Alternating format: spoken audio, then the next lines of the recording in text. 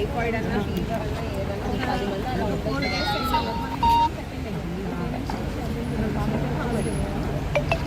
వాళ్ళ అటెండెన్స్ రెగ్యులర్గా ఉంటుంది. మీకు 10th ఎంతమంది పిల్లలు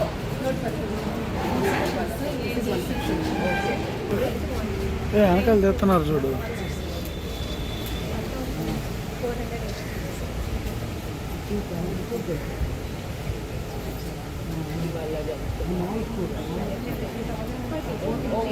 ఓకే అయిపోయింది. రిజల్ట్ ఇచ్చారు.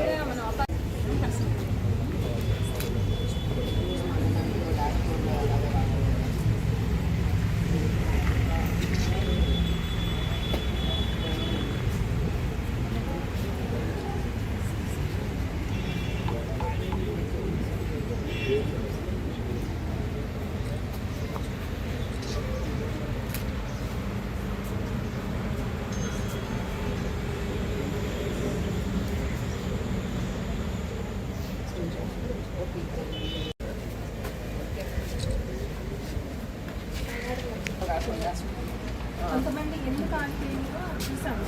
డేట్ ఆఫ్ బర్త్ అవన్నీ కూడా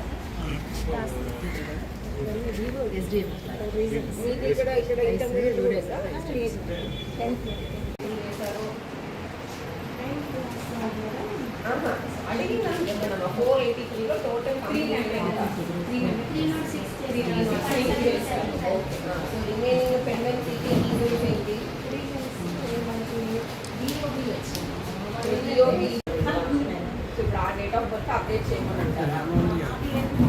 అక్కడైతే చేయట్లేదు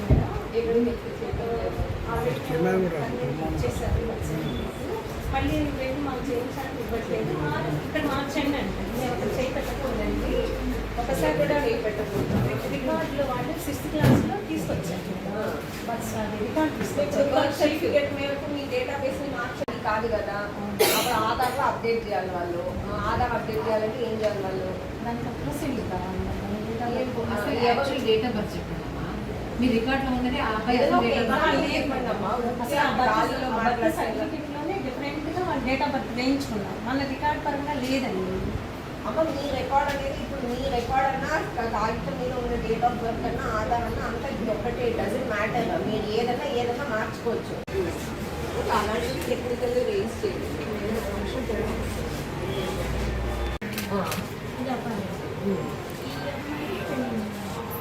యాక్చువల్లీ ఈ నేమ్ అనేది ఇటు వచ్చింది. వాళ్ళు ఆధార్లో సరిపించుకున్నారు.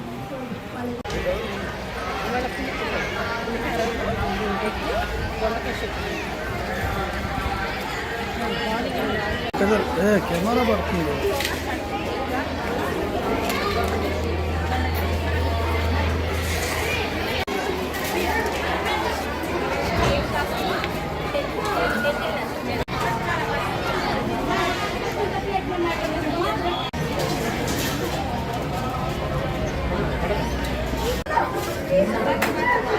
నా తీతి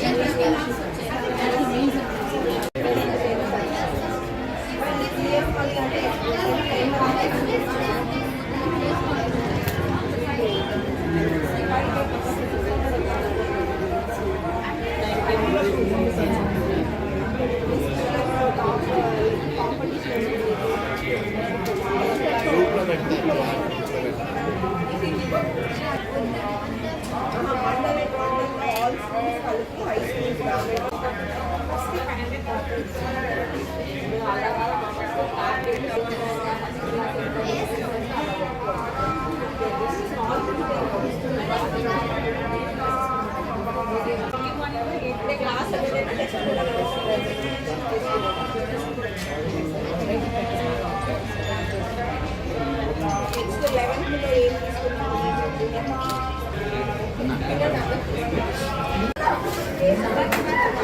నాన్న తీతి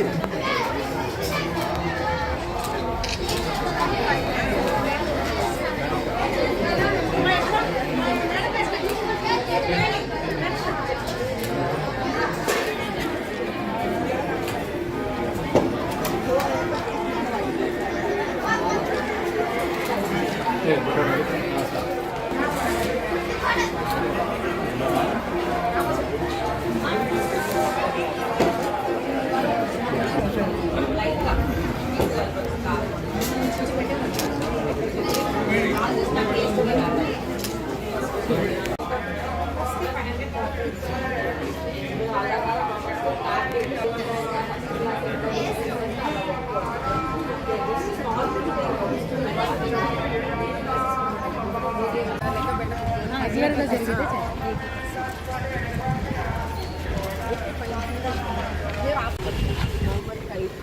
తనకి ఏంటి అంటే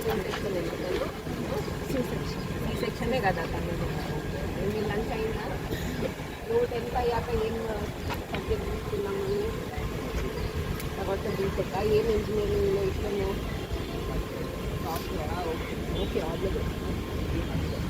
ఇవాళ ఇక్కడ మేడికొండూరు మండలంలో పేరేచర్ల విలేజ్లో ఫస్ట్ హౌసింగ్ లేఅవుట్ చూడడం జరిగింది. మనకి హౌసింగ్ లేఅవుట్ తర్వాత మన జిల్లాలో పైలట్లో ఎంఎస్ఎంఈ యూనిట్స్ అన్నీ కూడా సర్వే అనేది టేకప్ చేశాము. తెనాలి ఆర్బన్ ఏరియాలోను, ఇక్కడ మనకి పేరేచర్ల ఏరియాలోను ఈ ఎంఎస్ఎంఈ సర్వే కూడా జరుగుతుంది. సో అది కూడా సచివాలయం సిబ్బంది ఎలా సర్వే చేస్తున్నారు, ఏమేమి డీటెయిల్స్ కరెక్ట్గా ఎంటర్ చేస్తున్నారా లేదా, ఆన్లైన్ టెక్నికల్ సమస్యలు ఏమైనా ఉందా అని అక్కడ ఒక షాప్ దగ్గర దాదాపు 20-30 మినిట్స్ పూర్తిగా అతను ఎంత పెట్టుబడి పెట్టుకున్నారు, అతని ప్రస్తుతం సహాయం ఏం కావాలి, అతన్ని కరెంట్ రన్నింగ్ యూనిట్ కాబట్టి జిఎస్టీ కానీ, తర్వాత కరెంట్ కనెక్షన్స్ కానీ, లోకల్ పర్మిషన్స్ కానీ, లేబర్ సర్టిఫికేట్స్ కానీ ఇవన్నీ ఉన్నాయా లేదా అవన్నీ కూడా చూసి సర్వేలో నమోదు చేసుకోవడం జరిగింది.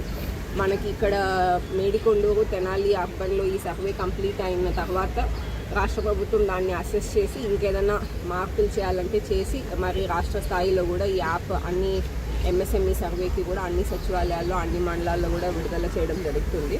అదే కాకుండా మనకి ఇప్పుడు ఎడ్యుకేషన్ డిపార్ట్మెంట్లో ముఖ్యంగా రెగ్యులర్గా మిడ్ డే మీల్ యాక్టివిటీ కూడా స్కూల్లో చూడడం జరిగింది. వాళ్ళ మెనూ ప్రకారం ఇక్కడ చేశారు. మనకి పిల్లలు కూడా వంట మీద అంత నెగిటివ్ ఫీడ్బ్యాక్ అనేది ఏం లేదు. ఇంకొక యాక్టివిటీ ఇప్పుడు పిల్లలందరికీ కూడా మనకి ఒక అపార్ ఐడి అని ఒక పర్మనెంట్ రికార్డ్ కోసం ఒక యూనిక్ ఐడి నెంబర్ అనేది క్రియేషన్ అనేది జరుగుతుంది. సో దానికి సంబంధించి కూడా మన జిల్లాలో ఇప్పటికే 70% వరకు కంప్లీట్ అయిన నేపథ్యంలో ఇప్పుడు చాలా అంటే పిల్లల ఎగ్జిస్టింగ్ స్కూల్ రికార్డ్స్, వాళ్ళ ఆధార్లో ఉన్న ఇన్ఫర్మేషను, లేకపోతే డేట్ ఆఫ్ బర్త్ ఇలాంటి కొన్ని ఇష్యూస్ మ్యాచ్ కాకపోవడంతో డీటెయిల్స్.